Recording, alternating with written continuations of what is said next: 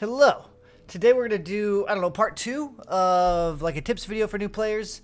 I already did one a week ago or so for the star levels of materials and crafting to help prevent people from crafting weapons and schematics out of their level, they're not being able to craft them. If you don't know what I'm talking about, go check that video out. I'll have a link down below. And then I mentioned in that video also that I would do kind of a quick little brief heads up on how to level survivors, XP, stuff like that, because the game doesn't really break anything down. You just kind of start playing and you start realizing how things, what goes to what. There's a lot of different things you can farm and earn in the game for leveling up schematics yourself, your power level, earning skill points, research tree. Okay, so first off, I think we're just going to cover, just quickly go in here. If you're brand new, down here in resources, the types of XP you can farm are going to be like schematic XP, hero XP, and survivor XP. Survivor, I mean, the names are the names correspond to what they're for. Schematic is for like your schematics, your traps, your weapons. Heroes are for your hero characters, and survivors are for your survivors, right? So people always want to ask, what's the most efficient way to farm survivor or schematic or hero? And then another thing, people, this is to keep in the back of your head if you end up being a long-term player. Everybody's kind of like, well, the Canny Valley, which is the third zone, doesn't have its storyline missions finished, right? So some people are like, well, let's just wait. Don't do that. Don't do that. So, for instance, I'm almost done with all the missions. I'm really not trying to grind them out, but I'm at the very end of the missions in Twine. When they brought out the Canny Act 1 storyline, I still had access to do it. They even added desert biomes in Twine, so I didn't have to go back down into Canny to do the quest line, to learn of the new story if I cared about story. I'm like the only person on the planet that doesn't. But, so you can go past it and you'll still be able to do the quest line when they put it out if that's what you're worried about. And the reason you want to go past it is because the higher the level of the mission, the better rewards. So if you're looking on how to farm schematic or survivor or hero or rain or any of these things here on this screen, the higher the mission, the bigger the payout. So you want to level. You don't want to hang out and wait. So there's that. So for instance, one of the ways you can tell what you're going to farm, let's just go into Twine really quick.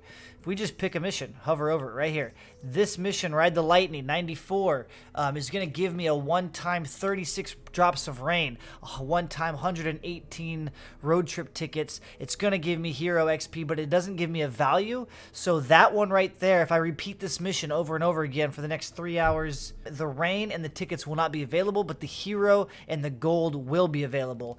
And that level chest that you get at the end of the mission, the 1 through 6 level chests, the bigger the number on that chest depicts the value of those unclocked items. So the hero and the gold, you'll get more for a higher level chest.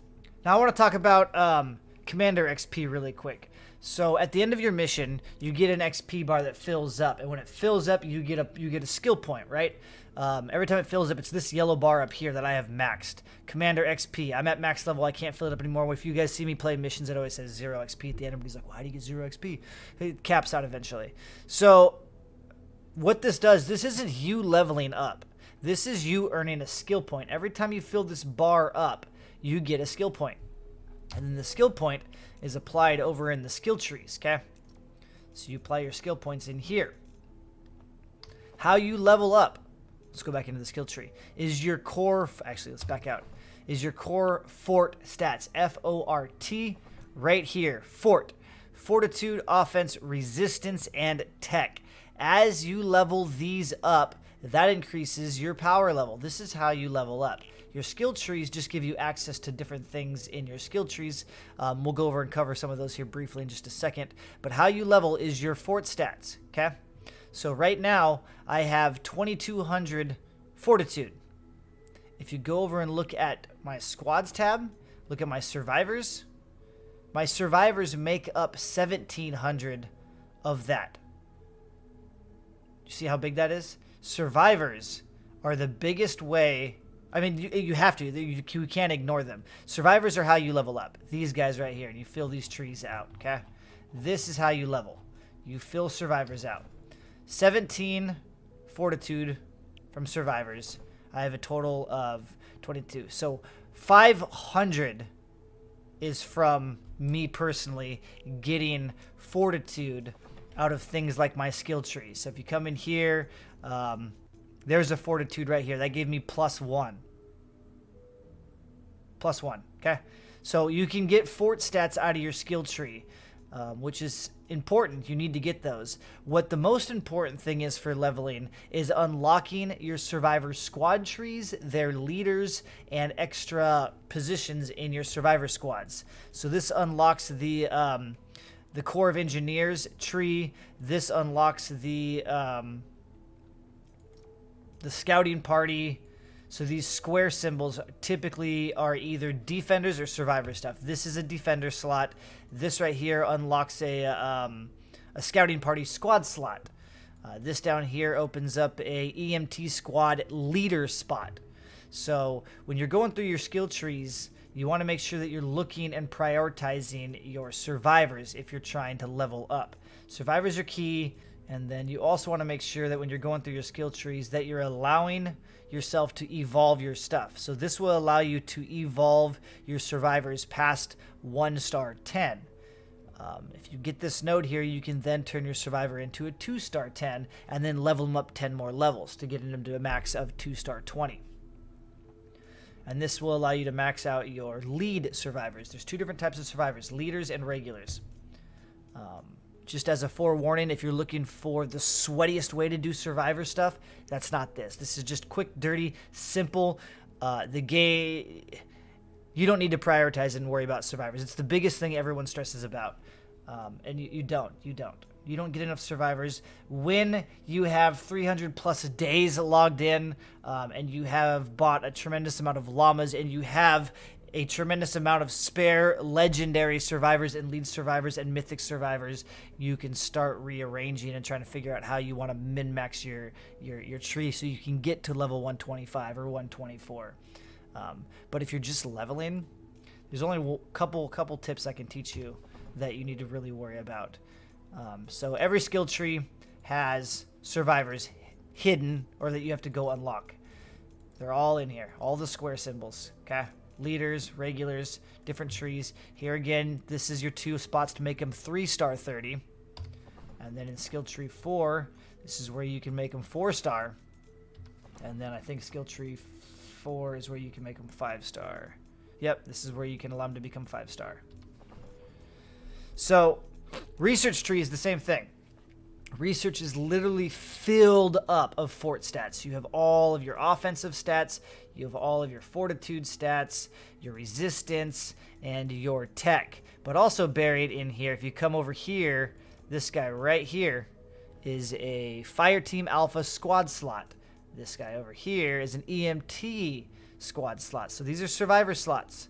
You want to make sure you come in and grab these guys first before purchasing all the other stuff if you're wanting to level fast. And there's 4 in tier 1. And if you notice, tier 1 gives you pretty much these first ones are 2 points, which is a little weird. But everything else is, this is 2 offense, or 3 offense, 3 offense, 3 offense, 3 offense. Over here, it's 3 fortitude, and so forth, okay? So skill tree gives you 3 fortitude, or 3 fort stats per node.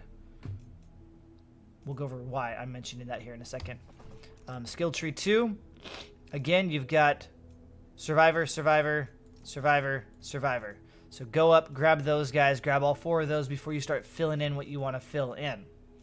Also keep note that if you want to do transforms, which is a crafting feature in the game I'm not going to really go over, you've got transform unlockables here. So this is where you can transform traps. This is where you can transform ranged weapons, melee weapons, and defenders.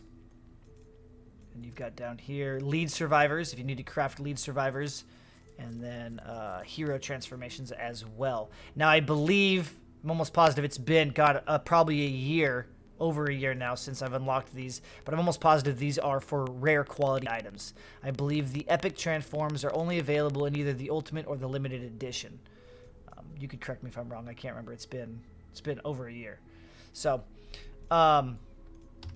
skill tree 3 is the same thing. You got 4 survivor slots in each tree going downward.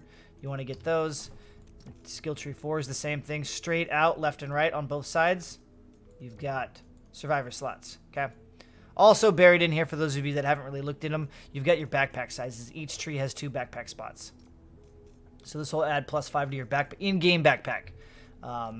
And here's your +5 for backpack size as well. You also have storm shield capacity in here somewhere, right here. Boom, storm shield capacities as well. Now, if we go back here, we're gonna make this ghetto because it's quick and simple. So skill tree 1 gives you three points per node. Okay. Skill tree 2 gives you 5 points per node. Skill tree 3, 5 points. Again, another 5-pointer per node. And skill tree 4 gives you 8 points per node. So if you want to be sweaty on your research tree, because you don't have to fill it out, you only have to get a certain number of points. It doesn't tell me how many you need, and I couldn't find it in a quick Google search. But if you look at yours, it'll tell you how many points you need before you can advance into the next tree. And then, so you can leave early. Ghetto, coming in. Oh, wait for it. There it is. So, research tier 1 requires 800 research points to unlock a node.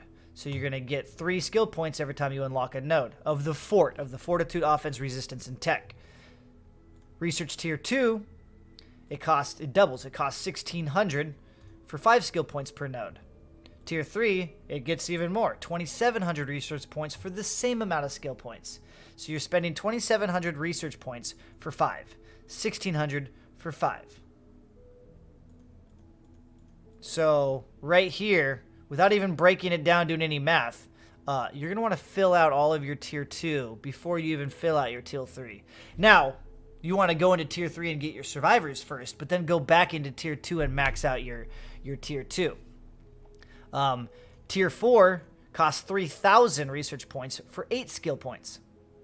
Now, if you wanted to break it down to see which is the most efficient tree to fill out first, each point is worth, or cost, basically. So for 1 skill point in this tree, it equates to 267 research points. These are the points that you earn over time. So instead of spending 800 for 3, you could look at it as 1 point is the value. It costs 261 research points, which is what you're time gated on.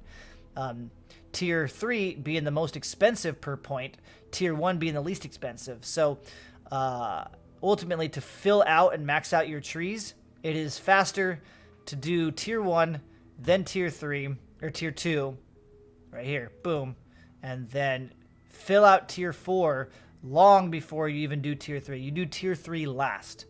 That is the one sweaty thing I'll tell you about research trees right there. Pow. So Tier 1, Tier 2, Tier 4, and then do Tier 3 last. Remember, though, this is for filling out the entire tree. You want to get your survivor squads first regardless. So get your survivor squads in 1, then 2, then 3, then 4, and then worry about maxing out your trees in that order. Okay, going back into your survivor squads. I'm not going to spend a lot of time on this. A lot of people really overthink this and make it way too complicated. The game is far too simple, and this is the only thing in the game that is really a paid feature of the game. You have to buy llamas. You can get them in-game. It's just going to take you forever. If you want to be power 125 in the next 6 months until they change something, you're going to have to buy superhero llamas. Or not super people llamas. Legendary Troll Loot Truck and Legendary Troll Stash Llamas are your 3 best options for getting survivors. You can get survivors out of upgrade llamas. You can get them out of smorgasbord llamas. The game will reward you with them from your collection book, from missions. They just added 2 mythic regular survivors out of an event quest or a side quest line that you can complete. So you can get survivors by playing. It's just going to take you a long time. So let's just ignore all of these bonuses down here. The health bonus, the range damage bonus, trap damage shield. They're so far worthless. Like, they do stuff, but it's not even relevant. So don't even worry about any of this. You'll find videos and Reddit posts that'll tell you to do all ranged damage and all this other stuff.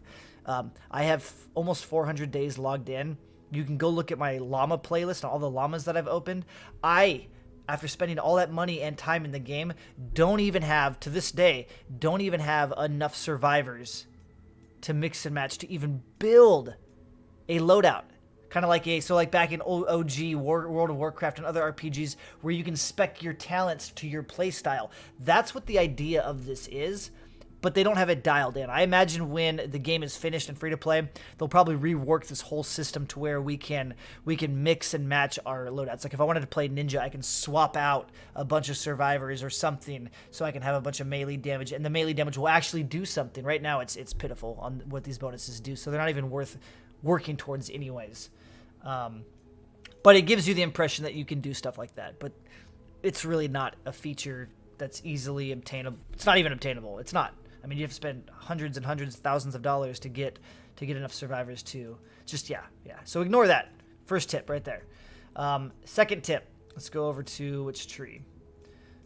Just as a quick breakdown for new players. I've thrown way too much information. This was supposed to be quick. So you put a leader survivor, and then you can have 1, 2, 3, 4, 5, 6, 7 regular survivors, okay? The EMT squad requires this symbol. You can put any leader that you want in here, but ideally you want it to match your team. So you want your leader to have the job personality, or the job match is what they call it. Leader match doctor. I thought it was job. Leader match. So it has to be a doctor. And then he'll have a personality, which is this, it's called competitive. It's the square with the 2 triangles sticking into it. And then to get the maximum out of your efficiency out of your survivors, you want them to match the personality match. You'll see that all of these guys have that competitive symbol matching this guy's. When you have a personality match, you get bonus power from your survivors. Okay? That does not mean don't slot things that don't have matches. Obviously, it's taken me almost 400 days to get these all lined up. You won't have that option when you're playing. You want to start throwing the highest level survivors you can in your trees as you're unlocking them just to get the bonus power. If you want, here's the one sorty thing I'll teach you about survivors. If you are to the point where you're starting to get a ton of survivors and you can start affording to mix and match things, or if you've got like a bunch of survivors that don't match the personality, okay? Legendaries that don't match the personality. Let's go ahead and unslot this guy, okay? And then let's unslot, come on. Unslot this guy. So if we bring an epic in here, so personality match. Wow, that's obnoxious. Personality matches. It's an epic, okay? Let's go ahead and let's find a low-level legendary that doesn't match the personality. This guy. Oh, they don't talk if they don't match. So you see it's red number because it doesn't match. So I'm actually not getting bonus points. The unmatching level 1 legendary is worth 18 power over here.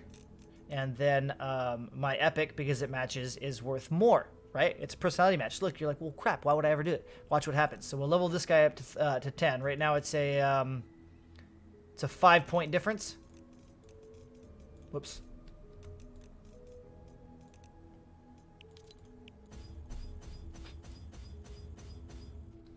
We'll go ahead and evolve it also. So now it's a 2-star 10, okay? 2-star 10. We'll make this person a 2-star 10.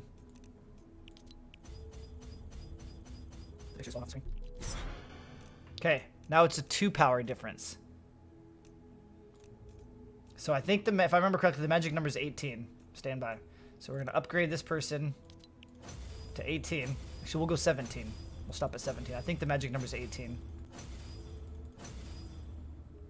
17. Okay.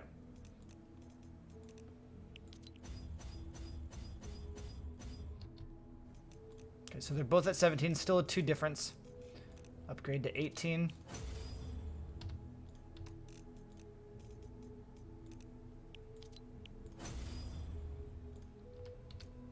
So 1 difference. Make it 19. So the epic is now 19. The legendary is going to be 19. See where we're going with this?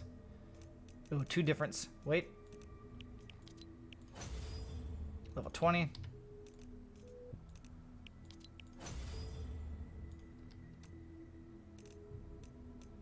So 2-star 20, they're still neck and neck, 1 point difference. If we evolve them to a 3-star, magic number was not 18, I was wrong.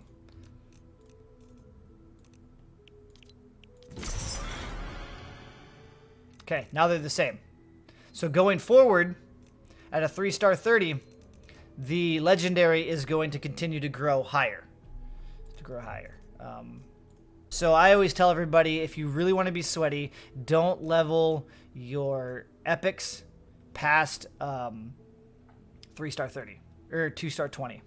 Do not make your epics past 2-star 20. Now the caveat to that is I've had people say that they're capped, right? Because they've been on Reddit and reading people's posts and trying to min-max every step of the way of their survivors. Okay, they leave things out because they don't have personality matches. They're doing this. They're not leveling this. They've left this guy at 2-star 20. All their stuff's full, but they're like, I don't have enough legendaries. Like, but don't you have epics? They're like, yeah. I was like, level it up. If you're capped, level it up. If you're capped and you're starving yourself of evolving and leveling your power level because you don't want to waste survivor XP, I mean, that's up to you. That's up to you. I play the game. Play the game. You'll get more survivor XP as you play. Level the things up. So, but if you're trying to be super sweaty, that's the sweatiness right there. So yeah, when it comes to survivors, my point of view that I suggest to everybody is literally just start filling them in. Fill them in. As you get stuff, if you have a blue survivor, if you have a green survivor, a purple, a legendary, start filling those in. And then as you get more, mix and match things around. Don't hold out. I mean, again, almost 400 days played. Just about a month ago is when I finally were able to get all legendaries. I was rocking 4 epics still in these just to keep my personalities matched. Left them at 2-star 20, of course, but doesn't matter. I was power level 100 with 3 epics. And most of my legendaries aren't even maxed. So you can get, I think I have a buddy that's actually 124 and he still has epics in his squads. So just keep that in mind. Okay, this video is absolutely too long. Way too long. I should have just done survivors as separate and then research separate. Just as a recap though, survivor squads give me 17, 19 fortitude out of my 22-7, okay? Survivors are the #1 way to level up. And you unlock all your survivor slots from your research trees and your skill trees. You get research points from time. It's just time gated. You have to wait and collect it every day or every 2 days, and then spend it in your research trees. It's all time gated. I get 163 per hour. You might be getting 54. You might be getting more. No, that doesn't affect which tree. If you know how math works, it doesn't matter how much you're getting per hour. You still want to do tier 1, tier 2, tier 4, and then 3 last when you're filling it out. But make sure you get your survivor slots first. Skill trees, you get skill points from maxing out your commander XP bar. Filling this up gives you a skill point. It'll start giving you 2, then it'll start giving you 3, and then I think it actually ends up giving you 4 in the long run. You also get skill points from filling out your collection book, and then you also get skill points from your SSDs, okay? Skill point, skill point, skill point, skill point. Oh, and you get V-Bucks. Okay. So, survivors, research. Supposed to be short and simple. Hopefully I didn't lose you on anything. I tried not to do any number stuff really. I just wanted to show the efficient way to do research trees. So that was as mathematic as we got. And then survivors. If you're trying to be sweaty, the 2-star 20 is the benchmark when you probably shouldn't level your epics past there. But if you need to, do it. Absolutely do it. Anyway, we're gonna end it here. I'll keep going if I keep looking at stuff. So, yeah, yep. Hopefully that helps a little bit. Opens your eyes, maybe. Maybe I confused you. I don't know. I'm sure it helped. I'm sure it did. It had to have. Makes sense. All right. See you on the next one. Bye bye now.